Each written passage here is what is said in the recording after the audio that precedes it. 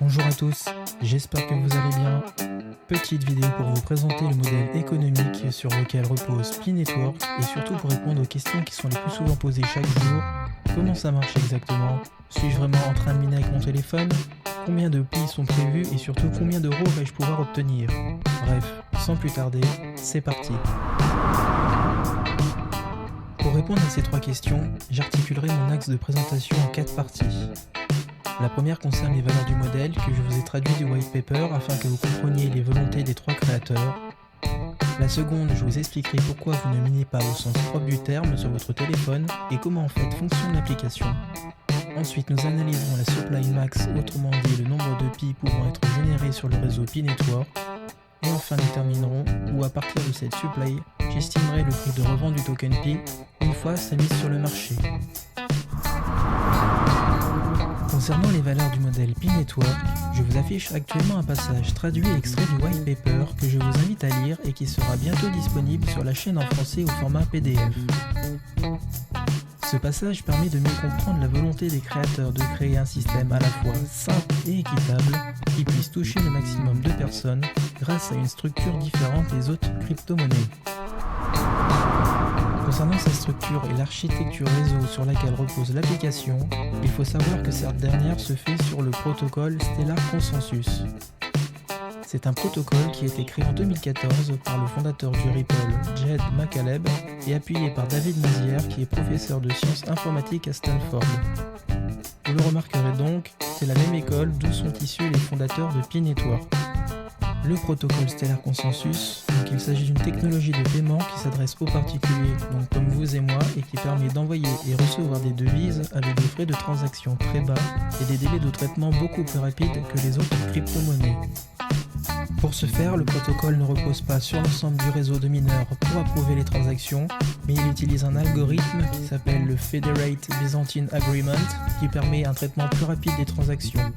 Donc cela est dû au fait qu'il utilise des tranches de quorum, donc une partie du réseau, pour approuver et valider une transaction. Donc pour les utilisateurs de Pi Network, vous comprendrez donc que ces tranches de quorum correspondent ni plus ni moins à votre cercle de sécurité. Pour répondre à la fameuse question, donc, suis-je en train de miner? La réponse est non, car ce protocole fait que la distribution de tokens, donc ici les Pi, sont déjà pré-minés. Autrement dit, ils sont déjà existants et la quantité était déjà définie par les créateurs. En revanche, la redistribution, elle est définie selon des algorithmes par des formules de calcul que justement nous allons voir dès maintenant. Comment est générée la distribution de jetons et quel est le volume maximum? Bien que tous les calculs soient indiqués dans le white paper, je vous propose ensemble de les analyser et d'estimer le nombre de tokens Pi maximum pouvant être redistribués, ainsi que la valeur monétaire Pi approximative qui sera définie à sa sortie sur le marché des cryptos. Donc si on regarde de plus près, la formule de répartition prévue pour la distribution de Pi est la suivante. Elle est égale à la somme du nombre total de Pi pouvant être minés par les utilisateurs qualifiés par M, à laquelle on ajoute le nombre total de Pi distribué dans le cadre d'un parrainage, donc R, et enfin le nombre total de token Pi alloués pour récompense, D. Concernant le nombre total de Pi pouvant être minés par tous les utilisateurs, donc M, ce modèle mathématique, donc défini dans le white paper, est égal à l'intégrale de f de p ou d de x. Bon, je ne suis pas là pour donner un cours de mathématiques, mais en bon français et pour faire simple, donc nos variables d'intégration, c'est que ces modèles mathématiques reposent sur le minage de base commun à tous les utilisateurs, que ce modèle est applicable à 100 millions d'utilisateurs et qu'enfin il tient compte à la fois de l'engagement et de la contribution de chacun. Si je devais là faire une retranscription au modèle, on dira que f est une fonction décroissante logarithmique, que p c'est la population totale, et le dx donc, correspond à l'intervalle de temps et à l'engagement. Donc pour que ce soit plus clair, je vais reprendre les points un par un. Concernant la population, il faut savoir que la fonction du modèle économique repose sur un système de halving, c'est-à-dire que le rendement de base est divisé par 2 toutes les puissances 10 utilisateurs. Les premiers arrivés seront donc les mieux récompensés, puisque les premiers arrivés auront un minage de base plus important que ceux qui arrivent après. Le max supply, quant à lui, est dépendant du temps de transition entre chacun de ces paliers, parce que plus on passera de temps à passer chaque palier, plus la max supply sera élevée. Justement, sur ce point de transition et de temps, je vais vous expliquer pourquoi. Donc le délai de transition entre chaque palier utilisateur aura un impact considérable sur la supply max, autrement dit sur le nombre de tokens Pi disponibles. En effet, donc plus le temps sera long, plus la supply max sera élevée car le nombre de tokens distribués se fera sur un rendement de base plus fort et cela plus longtemps. J'ai donc fait une projection de transition entre chaque palier, mais qui reste approximative car je n'ai pas assez de transition pour déterminer un trend. Ainsi, j'estime que la barre des 100 000 utilisateurs devrait être atteinte pour le 11 juillet 2019 en focalisant sur les évolutions des 3 premiers paliers.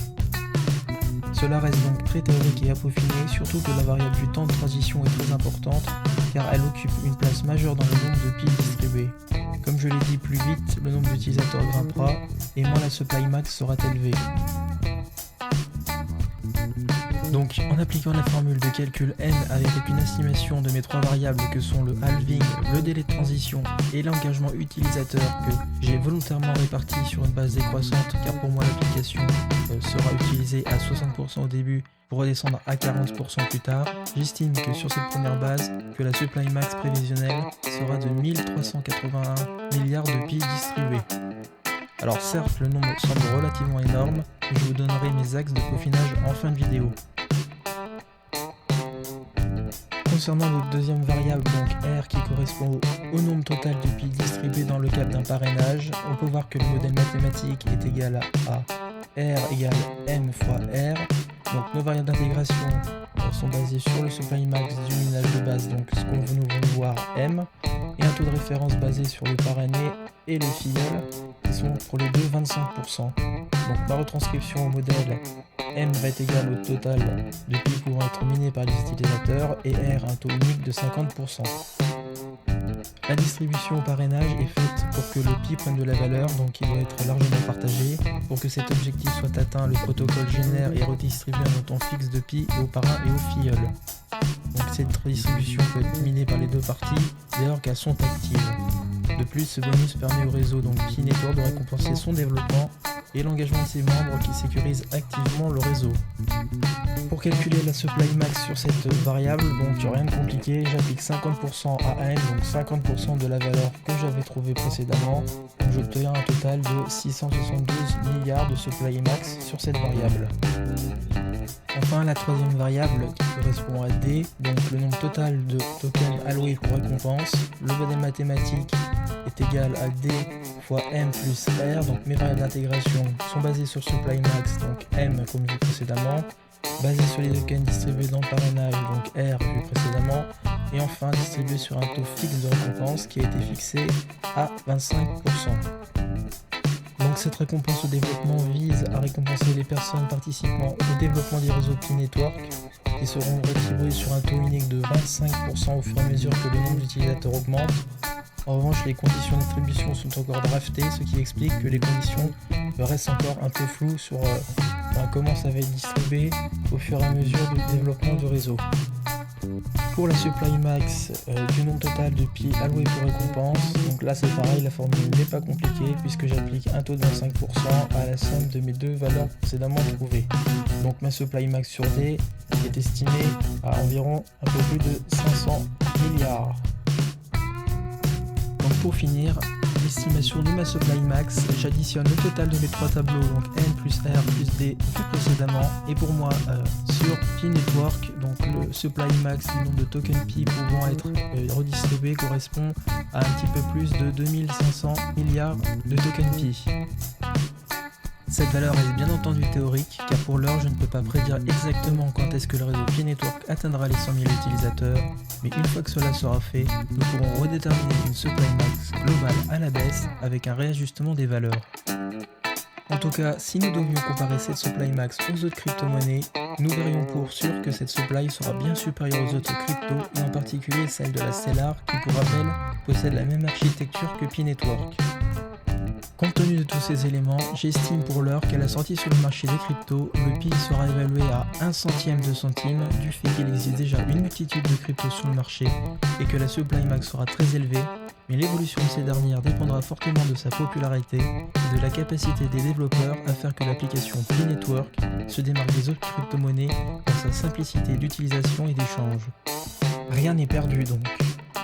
Voilà, c'est déjà la fin de cette vidéo. Si vous aussi vous avez calculé une supply max ou avez envie d'en parler avec des conseils ou d'autres éléments que j'aurais oublié de mentionner, n'hésitez pas à m'en faire part. Quant à moi, je vous dis à très vite sur la chaîne P-Network France.